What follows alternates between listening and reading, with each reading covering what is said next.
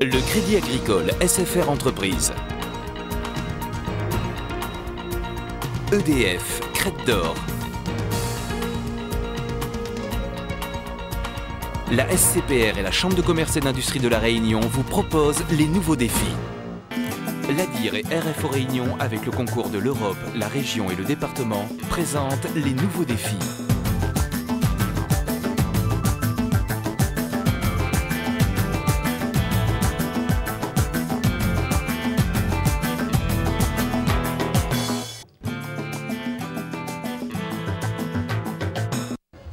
Le code barre, il est présent partout. Pour suivre les concurrents du Grand Raid, sur les médicaments, lorsque vous faites vos courses, sur les pièces détachées des voitures et même sur les boucles d'oreilles de Marguerite. Le code barre, c'est en quelque sorte le mouchard des produits finis. Avec lui, tout se sait. Nous sommes à la Silame aujourd'hui, réception d'un camion de lait en provenance de Saint-Joseph. Le chauffeur rend un bon de livraison de la Cicalais avec le nom de chaque producteur. Les premiers tests sont réalisés puis envoyés au labo pour être traités. Le lait passera ensuite dans une cuve de réception avant d'être lancé dans la chaîne de production. Et le pilote de tout ça, c'est Lilian. Il est opérateur et veille à ce que chaque mouvement du lait soit inscrit. Il y a le camion de lait qui arrive, qui arrive à la Silame. Il y a le labo qui va contrôler le lait. Après, quand ils ont terminé, on va vérifier combien de litres il y a en bas. Après, on met sur le papier. À la fin, on met à l'informatique, c'est-à-dire la quantité qu'il y a pour la fin de dépotage. Comme ça, il y a une trace ici et une trace dans l'informatique ici. Voilà, il y a la provenance du camion, la crête. Après, il y a la qualité du lait, il y a le BSC. La quantité, il y a le numéro de camion et puis le numéro du chauffeur. Depuis son arrivée, ce jusqu'au départ vers les grandes surfaces, le lait sera tracé et tous ses mouvements indiqués dans un dossier de fabrication qui sera gardé pendant au moins 2 ans. Tous les transferts de cuves sont annotés avec le numéro de cuve, l'heure et le volume transféré. Après, le lait sera envoyé dans la ligne de conditionnement. En tout, c'est près de 10 000 briques qui seront produites par heure. Tout cela sous le regard vigilant de Bernard. Il est pilote de ligne et comme ses collègues de l'aérien, il doit avoir un œil de lynx. Alors Bernard, c'est quoi cette boîte de lait? C'est pour le contrôle du labo, quoi. Tous les 300 briques qui passent, on éjecte une brique pour contrôler, contrôle qualité et tout, quoi. Ouais. Qu'est-ce qu'on va faire avec cette brique exactement? Ben, on va l'ouvrir et contrôler le lait, la qualité et tout le résultat. On verra après, quoi.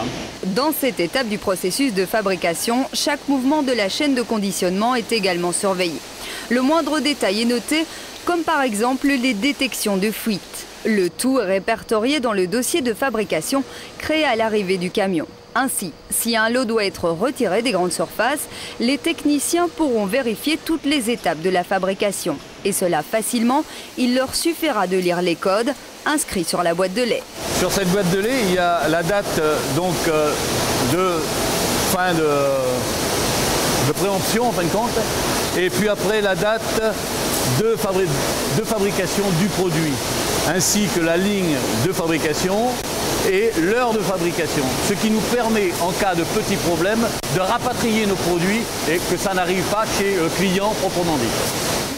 Les briques de lait sont ensuite conditionnées et emballées sur une palette. Un code barre sera généré. Il sera la référence à transmettre si un produit doit être retiré de la vente. Un code barre, c'est simplement un code à plusieurs chiffres converti en barres afin qu'il soit lisible par un lecteur optique. On retrouve dans ce code barre un certain nombre d'informations clés, à la fois sur le lot et sur la palette. Donc sur cette étiquette qui identifie chaque palette, on va retrouver codifié ici le numéro de lot, qu'on voit en clair ici. Donc dans ce numéro de lot, on voit le numéro de la ligne, le site de fabrication, puisqu'on est en mesure de gérer plusieurs sites de production, le code de l'article qui a été fabriqué, le jour de fabrication, l'année et un numéro incrémental pour identifier le numéro du lot. On retrouve également le numéro de la palette avec le site, le quantième de fabrication, l'année, le mois et l'heure de conditionnement, l'heure, minute, seconde. Ça, c'est un numéro unique qui va suivre la palette tout au long de sa durée de vie jusqu'à chez le client.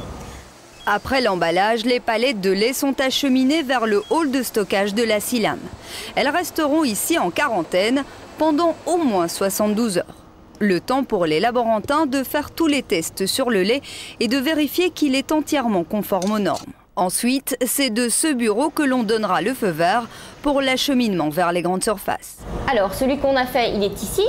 Donc, c'est du candia entier qui a été fabriqué le 10 mai à partir de 10h10, qui porte la date limite de conservation du 7 septembre. Ce lot est en quarantaine et il ne fait pour l'instant l'objet d'aucun blocage puisqu'il n'a pas a priori de problème particulier. Ensuite, on peut également visualiser sur cet écran l'ensemble des palettes qui constituent ce lot. Ici, on a fait exactement 23 palettes. On voit apparaître sur cet écran le numéro de chacune des palettes, puisque chaque palette comporte un numéro unique et sa carte d'identité qui permet de la suivre tout au long du cheminement depuis la ligne de conditionnement jusqu'à la grande surface, jusque chez notre client.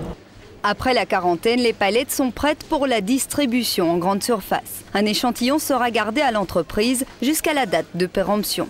Quant au lait, il terminera sa vie sur une table de petit déjeuner pour le plus grand bonheur des petits et des grands.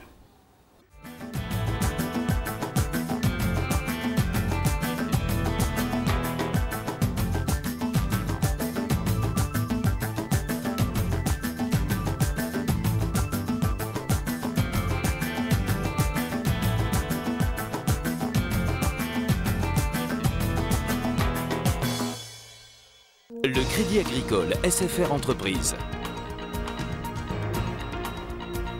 EDF, Crête d'Or. La SCPR et la Chambre de commerce et d'industrie de La Réunion vous ont proposé les nouveaux défis.